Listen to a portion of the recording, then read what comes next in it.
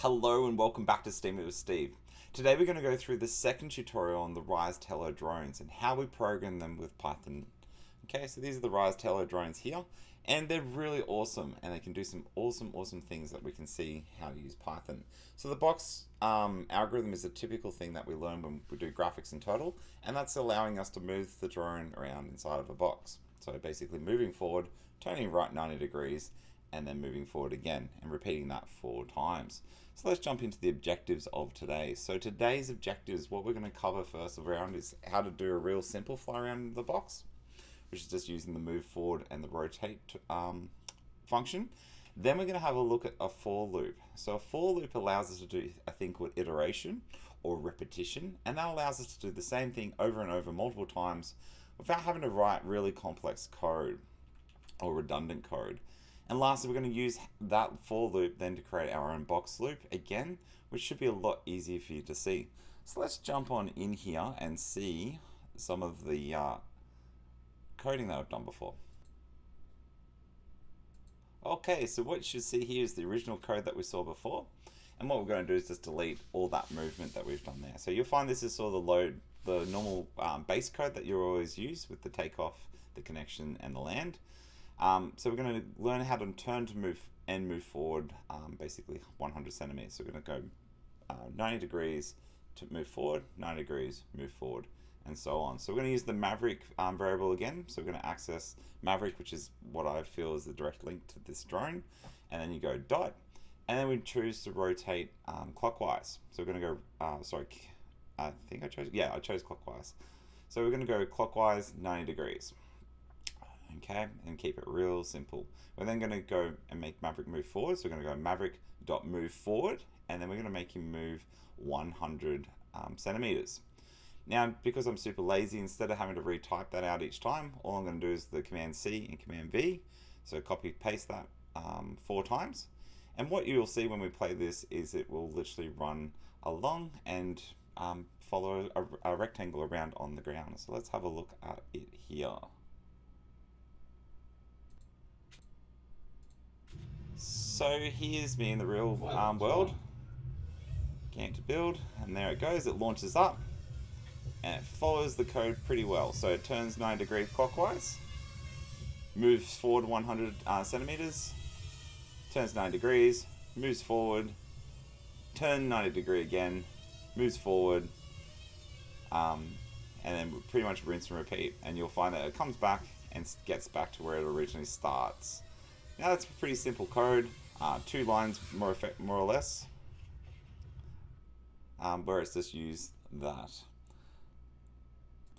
So this brings us to our for loop, which makes your life so much easier when you're doing iteration, particularly if you want to do multiple things where you're doing exactly the same action multiple times. So a for loop in Python, we should have seen this before. If you haven't, it's quite simple. Basically, you write the for x, which basically means this variable x, and it looks inside the range 4, which means that it will do something 4 times. And then we're in the statements part is where you write any of the actions that you want to happen. So you can write one thing, or you can have multiple things underneath that.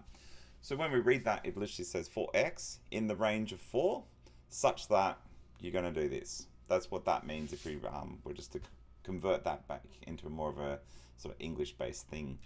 So breaking down all the pieces inside the puzzle here, the for is a reserve word in Python, which indicates that there's going to be a loop that's about to happen. All right, so you always write for at the start, which means the loop's about to start. You then have a set control variable, which is what the x is, and that allows it to keep track of how many times it has gone through its particular loop. You then have in, which is a Python reserve word again, so that means it's going to go inside of this range from up to 4. And then this creates a list of 4 values. That's what range 4 does. So if you put range 10, it would then do the loop 10 times. If you put range 100, it would then do the loop 100 times.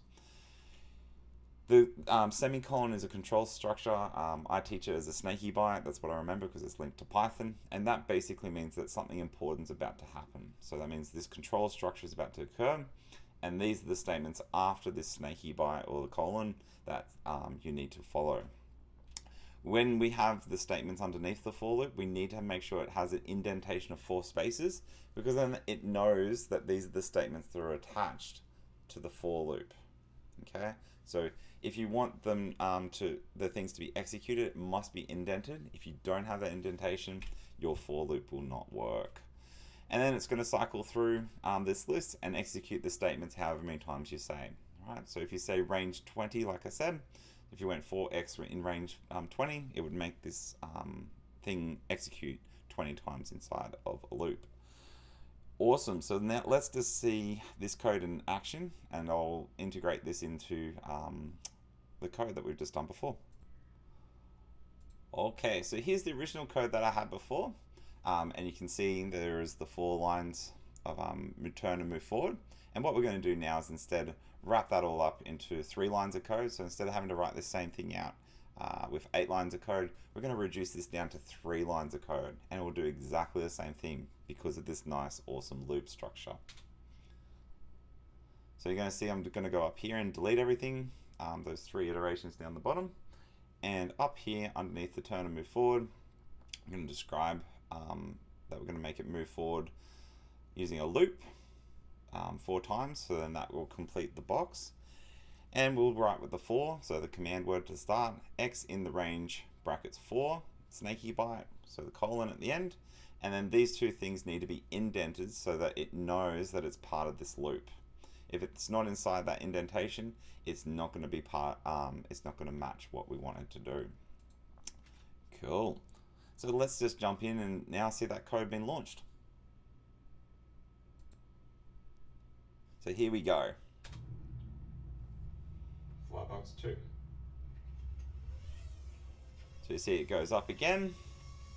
So this is the first iteration of the loop. And what's going to happen is it's going to turn 90 degrees, move forward. Then it's up to its second iteration of the loop. So it's up to number 2. Turn left, move forward. So up to the 3rd time.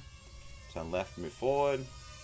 And then the last 4th time, it's going to turn left, move forward, and then it's going to land.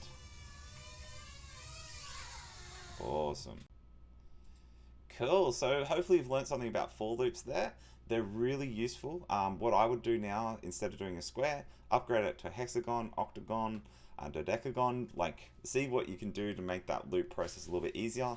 And then the next step from that is to see if you can put some sort of randomness into it, be a bit more creative, and possibly using if statements, which is what we're going to cover in the next lesson. So I hope you've enjoyed that. Thank you very much. See you next time on Steam It with Steve. Adios.